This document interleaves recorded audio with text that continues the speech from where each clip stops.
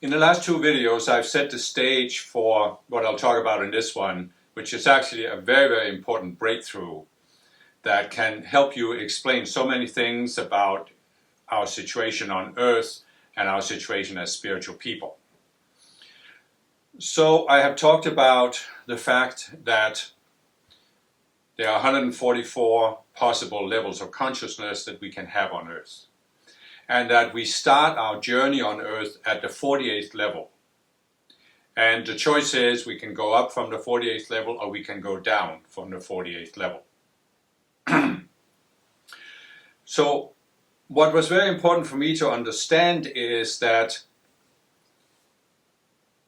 when you're at the 48th level, you have a sense that you're connected to something greater than yourself. And what that means, among other things, is that you actually know that you're not a complete being as you are. You know there's something, a part of you that's greater than the sense of self you have at the 48th level. And that means you have a longing for greater oneness with that self, and that's what drives us to grow up from the 48th level. We want to have that greater sense of oneness with our own higher selves. So that's the driving force on the spiritual path. Now, when you go below the 48th level, it may seem like it's only one step down, but it's actually a very dramatic shift, because even though you may only have a very thin sense of connection, you have some sense of connection. But when you take that step down to the 47th level, you lose that sense of connection. And all of a sudden now, you are actually reborn in a different state of consciousness, a different sense of self, where you see yourself as a separate being. And that means what? Well, it means now, first of all, you feel alone. You might have a sense of loss, that you have lost something. And you now feel incomplete in yourself. And basically, we can say that that feeling of being alone, being incomplete, is unbearable. It's an unbearable feeling to have. We can't stand it. We can't live with it. But of course, you're still an embodiment on Earth, so you have to find a way to exist here. So what do people do? Well, they create a mental image, they create a worldview that compensates for the sense of aloneness, the sense of incompleteness. And they do this in a very specific way. Or I could say we do this. We do this in a very specific way. We do it by using a specific state of consciousness. I mentioned it before. It's what the Buddha 2,500 years ago, he talked about the pairs. And it's what I, with today's terminology, would like to call duality, the duality consciousness. In the duality consciousness, there is not one underlying reality. When you are at the 48th level, you see you are connected to something. As I said before, you may have a very narrow sense of self. You're standing in this big dark space, you have this little flashlight, it can light up a little circle, that's your sense of self. But you do have a sense there's something out there beyond yourself that you can connect to. So you have a sense that there is something more to know about the world. When you step below the 48th level, you lose that. And now you're thinking that the world it can be divided up. In other words, before you had a sense that there is something beyond what you see. Now you realize, now you think there's nothing beyond what I see. The world is the way I see it.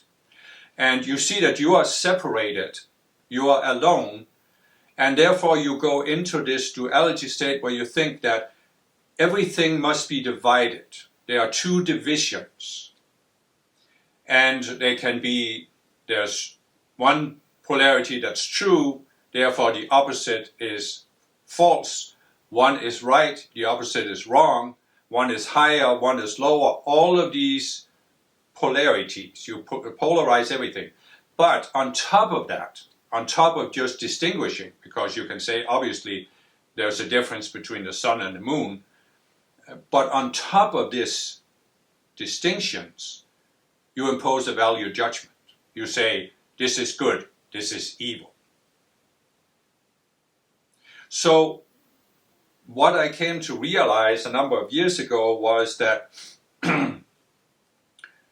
when you are below the 48th level, you are completely trapped in this. This is what I call the state of immersion, because you are immersed in your own mind, in the sense that you believe that there's nothing outside your own mind, because you have lost your sense of connection to your higher self. So you think you are a separate being, you are existing independently, and therefore your mind is an independent unit, and you think that what you are seeing through your mind is reality. It's real. This is how the world really is. The world really is divided, and you may still have a concept that there's a God who is beyond the material world and beyond what you see, but that God is a remote God. In other words, there's a division between heaven and earth, the spiritual realm, the material realm, God and human beings. We are separated, we are divided. We can mentally think there's something outside of what we see, but we don't experience it. We don't experience it directly. We are theorizing. We are looking at it from a distance. And so, as I said before, we actually experience some connection to our higher self, but below the 48th we don't. We can still have the idea, I have a higher self, and you can still theorize about what that connection is, but it's not the same as experiencing it. I have sometimes used this example that, say you are walking through your hometown one day and you meet an old friend of yours and he says, you know what, I just came from the marketplace and they've imported this new fruit and it's really delicious, you should go and taste it. And he describes it, what it looks like, what it tastes like. And at this point, you're not at the marketplace. So all you have is a description of the fruit. You actually don't even know if it's true or not, if it really exists or not. But you can still in your mind formulate a mental image, an intellectual understanding of this fruit. But that's not the same as experiencing it. And the only way to resolve that is to go there, take the fruit, and when you hold it in your hand and take a bite, then you are experiencing the fruit instead of just a description. But if you are standing there with your friend and you're not at the marketplace, then you can decide with your mind, you can say, I don't believe what he's saying. And I'm not willing to put my view to the test because I have decided in my mind the fruit can't be real. So I don't need to go there because I know it's wrong. And that's what I'm saying. This is the trap we get into where we think that the way we look at life is the way life really is. Now there's an interesting statement in the Old Testament, and as you can see, I am by no means a biblical scholar. I don't believe that the Bible is the literal word of God. I don't believe the Bible should be taken literally. But I still found this intriguing. There's a description in Genesis about how Adam and Eve are in the Garden of Eden. And they have been told that they can eat of all the trees and all the fruits except one tree. And that tree is the fruit of the knowledge of good and evil. Think about that one. So then, of course, the serpent, they have also been told that they will surely die if they eat of that fruit. And then comes the serpent, and he's tempting Eve. I actually think that's inaccurate. They were both being tempted equally, but never mind. So the serpent says, thou shalt not surely die if you eat the fruit. And so, based on what I've said so far, we can now get a different perspective on this. Because the reality is that the fruit of the knowledge of good and evil is what I have called the duality consciousness, which is always divided into two polarities and has this value judgment. One is good, one is evil. It's a specific state of consciousness, not an outer fruit, not a tree, but it's a specific state of consciousness. And you can say, why was it in the Garden of Eden? Well, because, as I've said before, we have been given free will. And free will is absolute. It must be allowed to outplay, so that any experience we can imagine, we must be allowed to create for ourselves. Right? So basically what we realize here is that there are two possible states of consciousness. I've said we can be in immersion and we can be in awakening. We can feel connected to something outside ourselves, or we can feel separated. But what does it really mean? Well, when you are connected to something outside yourself, you realize that you're not a God. You're not creating reality. I've talked about before how there are beings in the spiritual realm, I call them ascended masters, and if you think about this, there are some new theories out there based on science that says that, oh, we are creating the world. But we're not. I mean, to me, it's just not credible to say that we human beings are creating the world. In my worldview, there is an actual planet that we are living on, and we human beings haven't created the planet. We can change how we look at the planet. We can change society. We can change certain things about the planet. But in reality, we are co-creators. That's how we were created. So the Ascended Masters originally created the Earth. They are at a higher level of consciousness than us. They created the Earth, so we have an environment in which we can grow. And so we start here at the 48th level of consciousness, which is very much lower than an Ascended Master's level of consciousness. And the whole meaning of the thing is that we have this environment that we can relate to and gradually raise our consciousness. So when we are walking up from the 48th level, we see ourselves as co-creators because we know there's something outside our own minds. We're connected to it.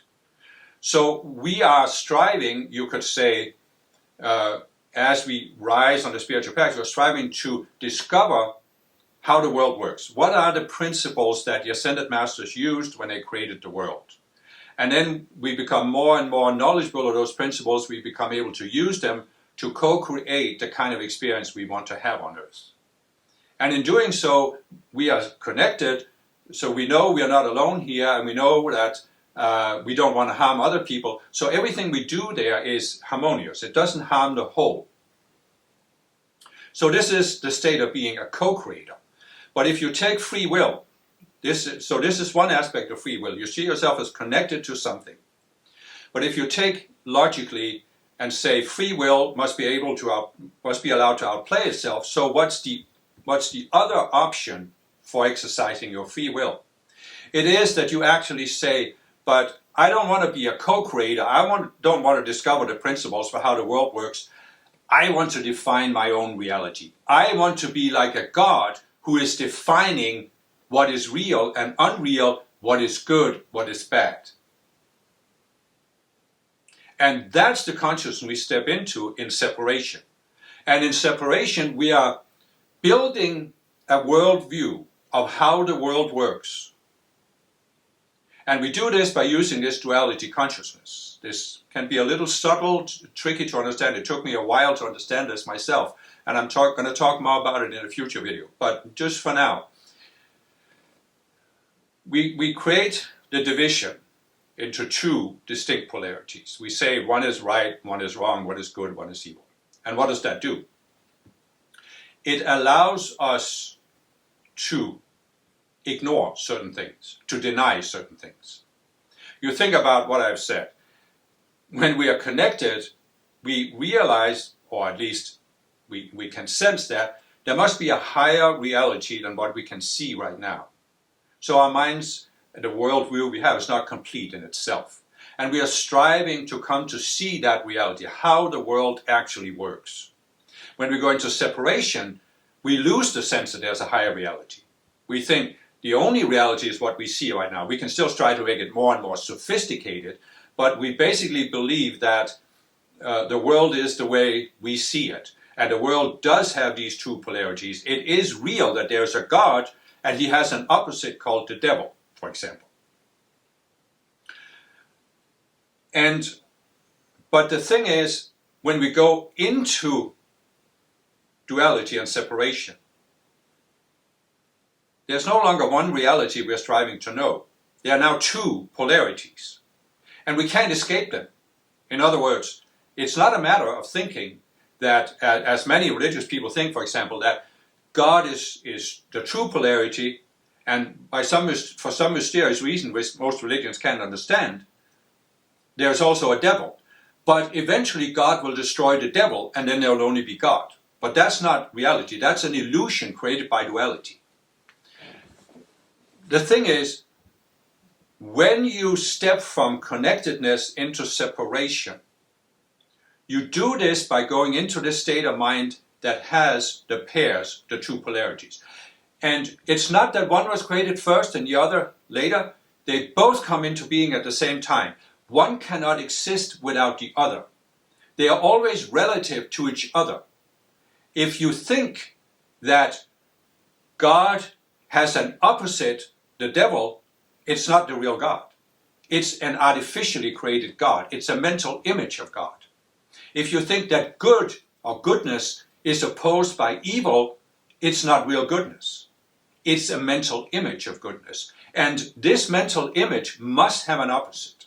That's actually, in a way, it's a safety mechanism, because it means that your illusion, the illusion you create in duality, will always have an opposite, and therefore you can never be fully secure in that illusion. But you are trying to create that sense of being secure in your illusion. Because, as I said, when you go into separation, you feel incomplete in yourself. And this means you're trying to compensate for that sense of incompleteness, which is unbearable. And how do you do it? You create a worldview based on duality. And that means you must say, I am superior compared to these other people who are inferior. And this allows you to live with a sense of incompleteness, because you feel you may still behind, in the back of your mind, have a sense of incompleteness, but you feel that at least I'm better than those other ones. And sometimes you can even get, as you go to the lower levels of consciousness towards the lowest level of consciousness, you will lose all sense of incompleteness. You cover it over by these layers of illusions, layers of denial. So you see that psychologists have for a long time talked about this concept of denial. And this is really the background for it. When you go into duality, there are two polarities. None of them are ultimately real. They only exist in relation to each other. They are both relative. But in your mind, you take one polarity, you elevate that to the status of being absolute. God is the absolute good. My religion is the only true religion. All others are false. All others are of the devil. And what does that allow you to do? It allows you to deny the opposite. In other words, you can believe that your view is correct. And even though you know there are other views out there that don't agree with yours, you can deny it beforehand. The typical example is a fundamentalist Christian who believes the Bible is the Word of God and his church has the literal interpretation of the Bible. The idea of a literal interpretation is cognitive dissonance. It's a contradiction. If you're interpreting, it can't be literal. But anyway, most fundamentalist Christians believe that their particular church has the only true interpretation, literal interpretation of the Bible. And this means that they can refuse to look at anything else. They know there are other religions out there. They know there are other Christian churches even. They are anti-atheists. But they can deny all of this because it's all of the devil. And it's dangerous to look at anything coming from the devil, so they don't have to look at it. This means what? It means they're completely trapped. Once you go into this, you are completely trapped. And it's in a sense, it's an irony, because you can say that at the higher levels, 47, 44, 43, people are not, they're not what you would call bad people or evil people. In other words, they are not willing to kill other people in order to maintain their beliefs. You can see that the extreme outcome of this is religious wars, like the Crusades, where you have one group of people who are Christians, and they believe they have the only true religion, and they believe that Islam is of the devil. Then you have another group, the Muslims, they believe they have the only true religion, and Christianity is of the devil. And therefore it's justified that they kill each other. That's obviously when you go to a lower level. But at the higher levels, people are not willing to kill or force other people. But they are still in denial, because they have to be in denial in order to defend their worldview, whatever it is. Then you go down to the lower level, now people are willing to kill. And then you go towards the very low levels, which I've called the narcissists, who are completely self-centered. And you can take a person like Hitler, and you can say that from a certain perspective, he had great power. He had power over other people, he had power over this nation, he could start this war. But on the other hand, if you look at his state of mind, you realize that Hitler was, in a sense, one of the most powerless people we have ever seen on the planet, because he was completely trapped in his own mind. He was in a complete state of denial. So in reality, the more trapped you are, the more your mind becomes a closed system, the more narrow your mind becomes. And what does that mean? It means you can only do one thing, and you can only continue to do that one thing. You saw Hitler, how he continued. There was only one way. Once he had started the war, he could only continue fighting until his own destruction. So basically, you can see that the lower people go on this scale of consciousness towards the lowest levels, the more trapped they are, and the more they are on a track, and they can't deviate from it, and it leads to their own destruction. You can see a certain person in Russia right now who's on that exact same track. And so what I'm trying to say with all of this is that for a very, very long time, beyond recorded history, you don't need to go into the specifics, but for a very, very long time, the majority of people on Earth have been below the 48th level of consciousness. This means that if you look back throughout known history, you can look back to the earliest, the Greek philosophers, some of the earliest religions. All of these thought systems we have are deeply affected by, in fact, they even spring from this very dynamic. You feel separated, you can't live with it, you're seeking to compensate for it by create a thought system that makes it seem like you're superior, you're safe, you are okay because you have the truth. And when I realized this, it was completely revolutionary for me, because I gained a whole different perspective on human history. Of course, this series of talks isn't about human history, but it's about us as spiritual people. And I also gained a different perspective on myself and the spiritual path. Because what is the spiritual path all about? Well, as I said yesterday, between the 48th and the 96th level especially, but even above it, you are pulling yourself above the collective consciousness. And the collective consciousness is completely dominated by all of these thought systems that spring from duality, separation. And they're all an attempt to compensate. I can think back to my childhood, and my family, as I said, they were working class people, all of them. But they still had certain characteristics. Our last name, which wasn't, Michael's isn't my birth name, our last name was unusual. We had this characteristic, that characteristic. So we were special in our family because of that. And you can see all over the world, you can see these groups of people that have this need to feel that they are special. And again, you can say, well, what's wrong with that? Haven't you said that part of the outplaying of free will is that people are allowed to create any experience they want and have it for as long as they need it. And yes, that's true. It's there. From a certain perspective, there's nothing wrong with this. People are allowed to have it. It's just that what I realized was that, like the Buddha said, the first noble truth, life is suffering. But what we can see now is that when you go below the 48th level of consciousness, life is suffering.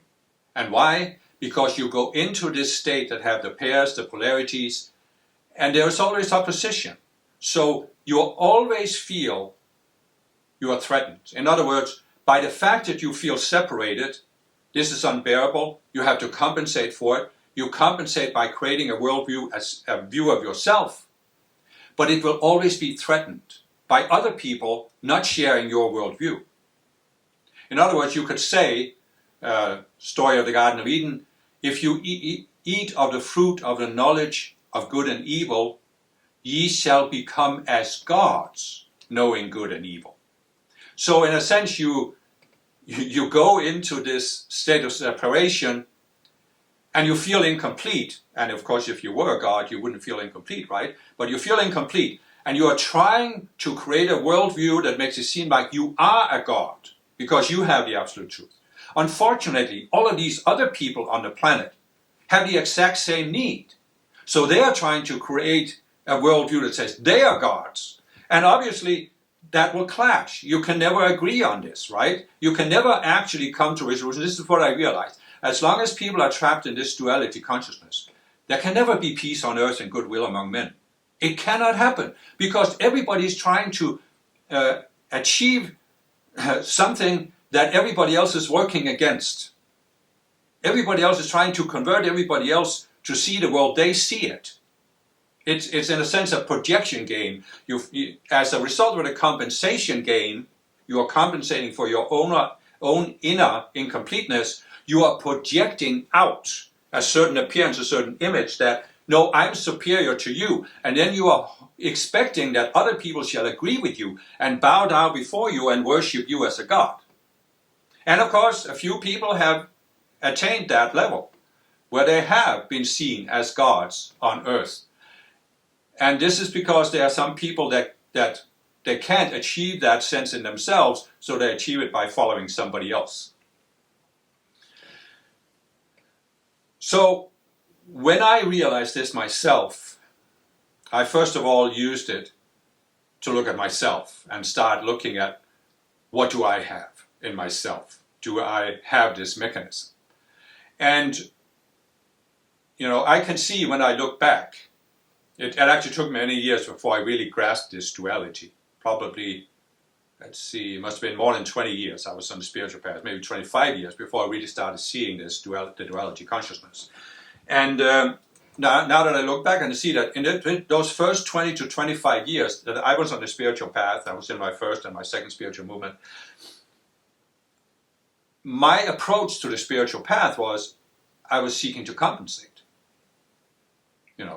I grew up, as I said, feeling like an outsider because my parents and my family were not spiritual. My spiritual views were not accepted by the religious people, not by the scientific materialists. So I had a certain sense of incompleteness or insecurity. And when I found my first spiritual movement and forward, I was using the spiritual path to compensate for my inner sense of incompleteness. By building the image that I was special because I had found this spiritual teaching and it was such an advanced spiritual teaching, and therefore I must be an advanced spiritual student. And when I started seeing this in myself, I went through a period where I deliberately and consciously tried to see this in myself and overcome this, because I sensed intuitively that this can't carry me beyond a certain level of the spiritual path. And there did come a point where, through a long process, I had overcome some of these cells.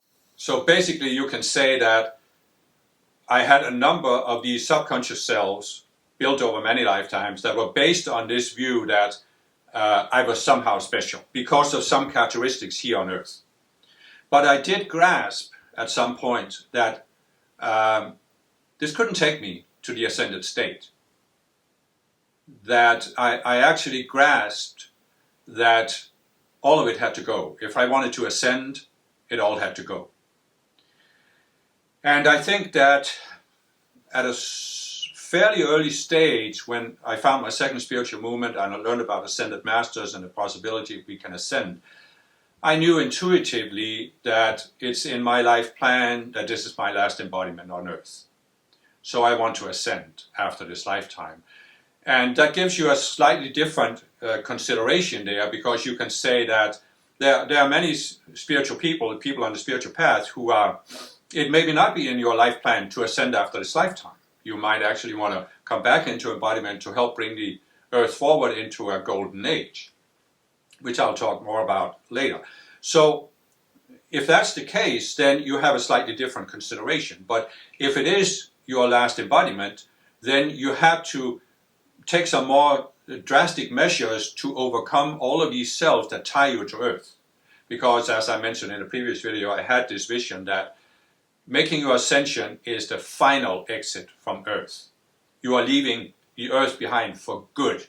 And there can't be any unfinished business here. It can't be anything you think you need to experience, you need to express, you need to do. And of course, it's all of these selves that make you feel like you should do something.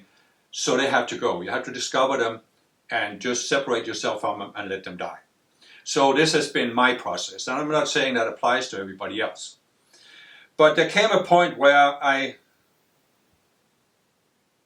at least made some progress overcoming these duality-based selves. And I had transcended a certain need. This actually didn't happen that long ago. I transcended this need to see myself as special, to set myself up as being more sophisticated than others. And it's like when you see something in yourself, it suddenly becomes easier to see it in other people. And it's kind of a funny thing, because before, when I still had this need to feel I was special, I couldn't see it in other people. I couldn't see that I had been in several groups that had that mindset. And I couldn't see anything wrong with it. I couldn't see that this was something I needed to transcend. So once you come to see it, once you've seen it in yourself, you also see it in others, but it's not like you are judging other people. You're not judging. You're just observing, oh, that person is still in that mindset of wanting to compensate for the incompleteness by creating the outer appearance that they're spiritual because they're in a spiritual movement. And there was actually a certain dilemma that I've had all of my life. And I've always been observing, ever since I was a child, because I started with my father, that some people are stuck. And they're stuck because of their own minds. In other words, there's something in their own minds that makes them stuck. And why did I see this? Well, because when I think back at my own life, I can see that it's not that I haven't had certain viewpoints that it took me a long time to overcome. But I've always been this mindset, I want to grow. I want to change. I'm willing to look at myself. What do I need to change? How do I need to change? And this has followed me all of my life. And it's not that it makes me superior. It just means that I came to that conclusion in a past lifetime. And some people haven't reached that yet. But anyway, I was seeing this, that there are certain people that were stuck. And then when I started on the spiritual path, when I entered my first spiritual movement, I expected that everybody else in a spiritual movement must be like me. They're constantly wanting to grow. They're constantly willing to look at themselves. And to my surprise and amazement and shock, I quickly realized there are some people who are not like that. They are in a spiritual movement, but they're not growing. And this is a little tricky to grasp, because these people are very often very eager. They seem to be very eager, very willing. They study the teachings, they practice whatever spiritual technique the movement promotes, And they very often are willing to volunteer and do things in the movement, which means that they can rise to leadership positions. Over a number of years, by them being willing to help and being loyal, they rise to leadership positions. So here you have a spiritual movement which on the outer is dedicated to helping people grow. But some of the leaders in that movement, not necessarily all of them, but some of the leaders in that movement, they're not growing themselves. And they are, like I said in another video, they become these mini gurus because they want to create a following that validates them, that they are special because they are in this leadership position. But it also means that they don't want people to grow to a higher level of consciousness than themselves. And they are actually, without realizing this, trying to hold people back. And people who are loyal to them, they are held back because they see themselves in a certain relationship to the leader and they don't want to lose that because this gives them a special status and so on. So I could never understand this in these spiritual movements, and it has followed me, my second spiritual movement, other spiritual movements I've seen. And this morning, as I woke up after doing the last couple of videos yesterday, I was lying there half awake and suddenly I saw it. It was like suddenly I connected the dots. And I had this concept that people can be in immersion, but I hadn't realized that you can be in a spiritual movement and you're still in immersion. I never connected that, but suddenly I saw it. I saw, why are these people not changing? Even though they claim to be spiritual people and they put on this outer appearance that they're changing. It's because they're still in immersion. They have used the spiritual path to build this image that they are special people. They don't want to lose it. And therefore, they are not actually hearing what the spiritual teaching is saying. The spiritual teaching might be a valid teaching. It might be that if you really apply that teaching, you will grow to higher levels of consciousness. But they're not seeing it. They don't even grasp it. Because they are so focused on staying there in that position they have. And as I said, totally, absolutely no denying it. For the first 20, 25 years I was on the spiritual path, I was in that state of mind. I never reached any leadership position in a spiritual movement, but nevertheless, I still had in my own mind a sense that I was a good spiritual student, and I didn't want to lose it. And this was just compensating.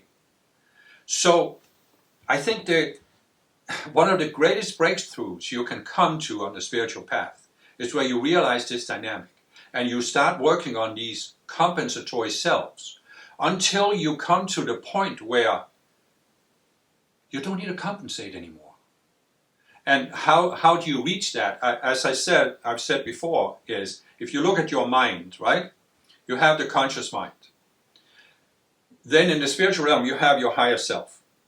But if you, from the conscious level, try to look up to your spiritual self and say, I want to have a greater connection with my spiritual self, what you have to go through, you have to go through your emotional mind, your mental mind, your identity mind. So the more selves you have in those minds, the more illusions you have in those minds, the less you can see your higher self. It's like one of these kaleidoscopes. It's a tube with glass beads inside. You can turn it and it creates all these different patterns. And the more cells you have, the more glass beads are in the kaleidoscope, and they color everything coming from your higher self. So the more you throw out these cells, the more you can come to a point where now you can see your higher self because nothing obstructing the view. And that's what gives you a greater and greater, the more cells you get rid of, the more of a connection you have with your higher self. And that can bring you to the point where you attain what we might call spiritual self-sufficiency. If you think about this, in the state of separation, you feel incomplete.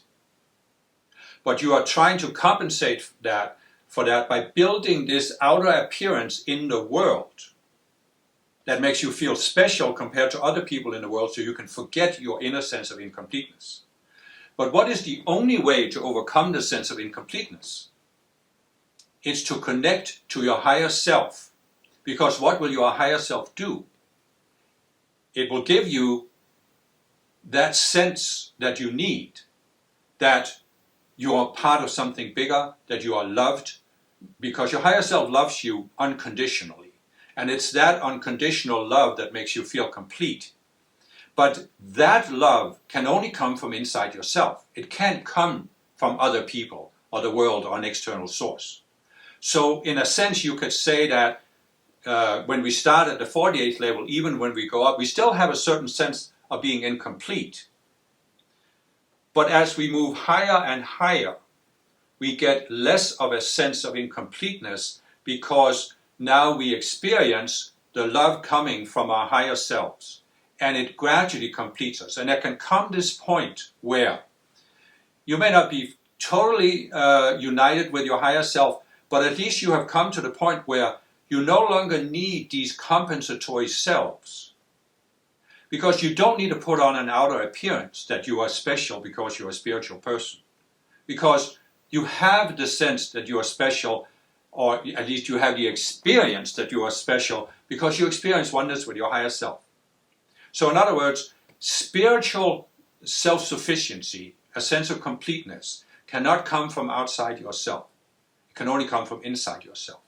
I talked about how we go into duality, we eat the fruit of the knowledge of good and evil, and we become like gods, knowing good and evil, because we're defining in our minds what's good and evil, but we don't feel like gods. We want everybody else to validate that we are gods, and then maybe some people can temporarily forget their incompleteness.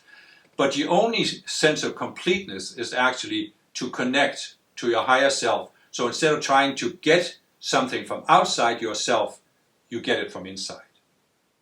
You're not having a gap, you're not having a deficit in your mind, because you know who you are, you're connected to your higher self. You don't need to be better than other people.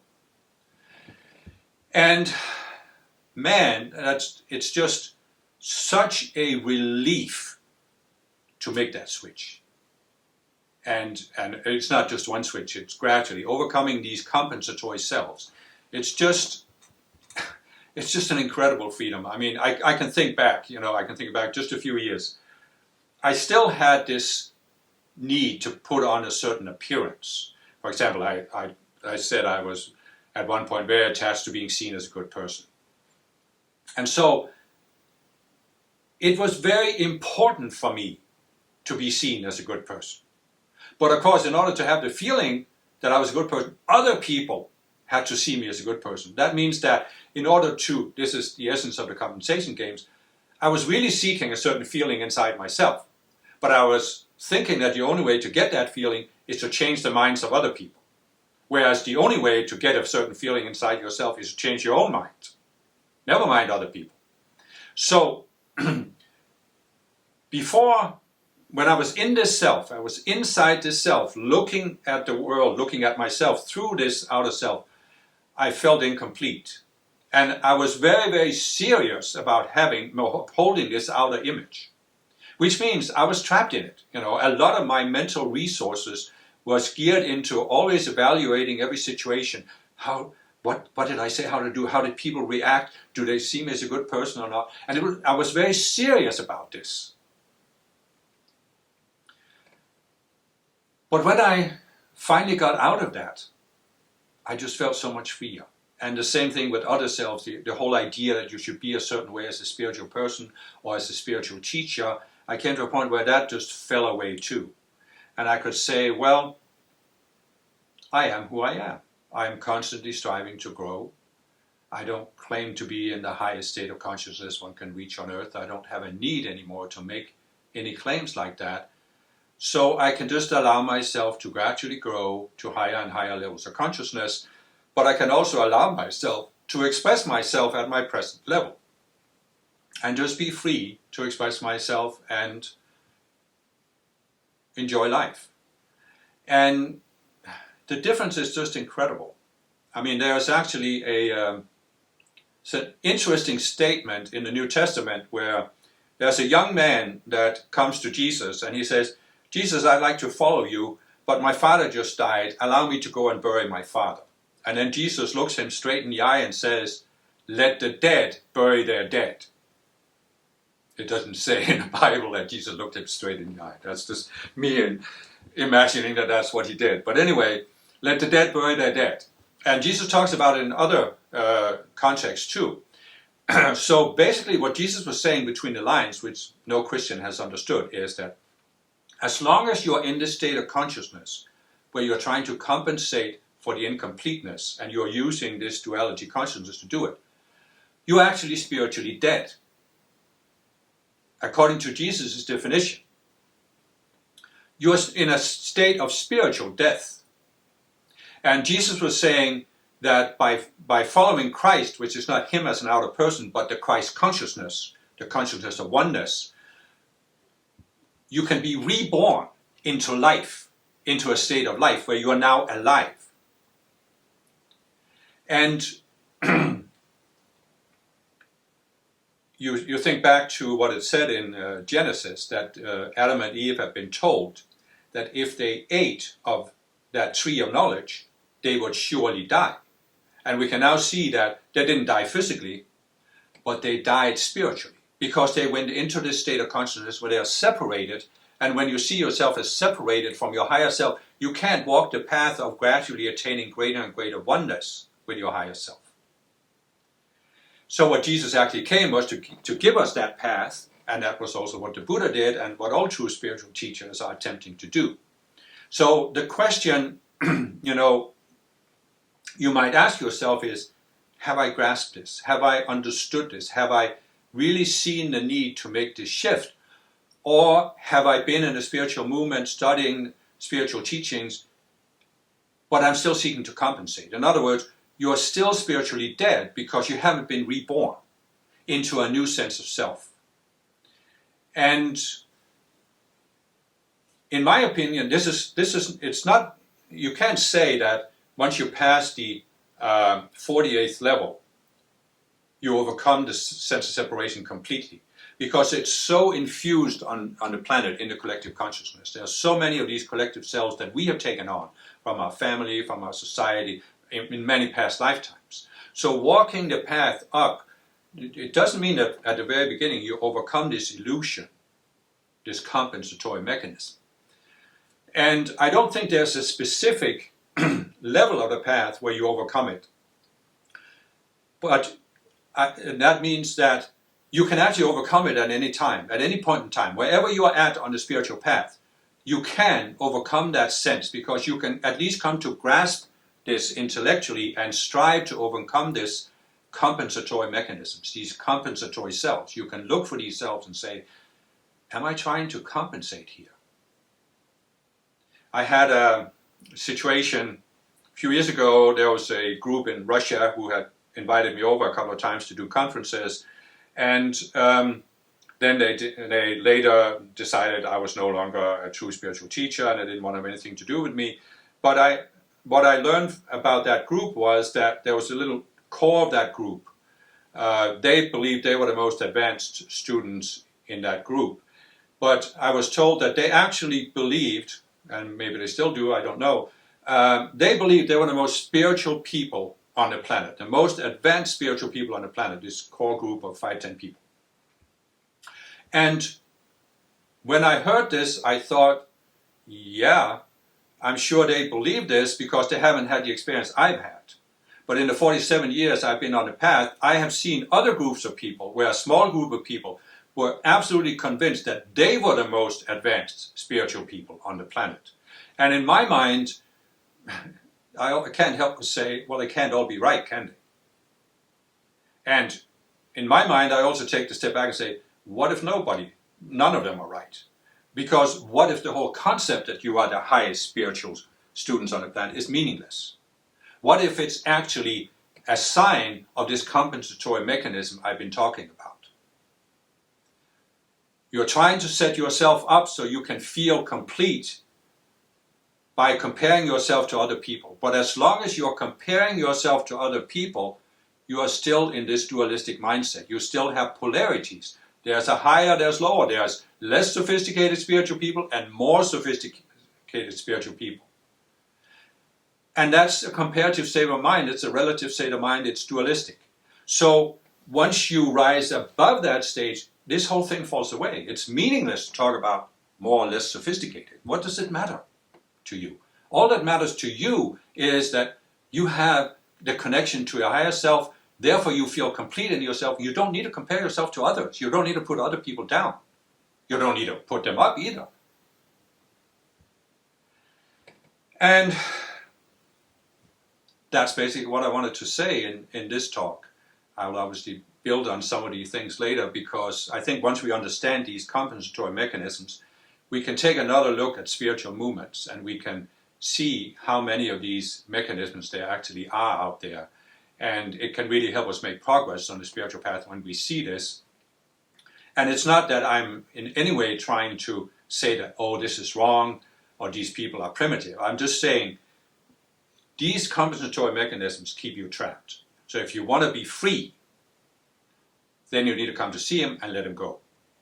And I can tell you from my own experience that once you let him go, you do feel an incredible sense of freedom. And if that's what you want, then we'll need to take a look at these mechanisms. If it's not what you want, you want to keep the experience you have, that's fine. I have no problem with that. It's just, then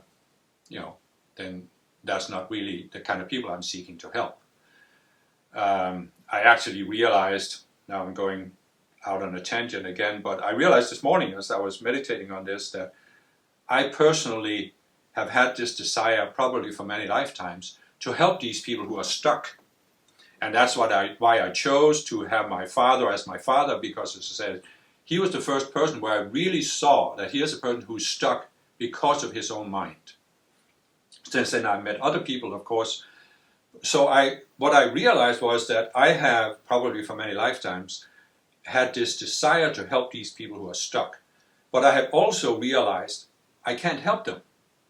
And so what I've said in a previous video, that sometimes when we create our life plan for what we want to overcome in this embodiment, we can force ourselves to be in certain situations where we need to confront something we haven't overcome. And I realized this morning, this is actually me.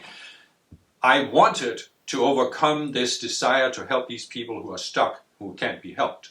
And that's why I put myself in situations where I was confronted with these people, so that instead of trying to change them or thinking that there was something wrong with me because I couldn't help these people, I could come to the point where I say, I'm just letting it go.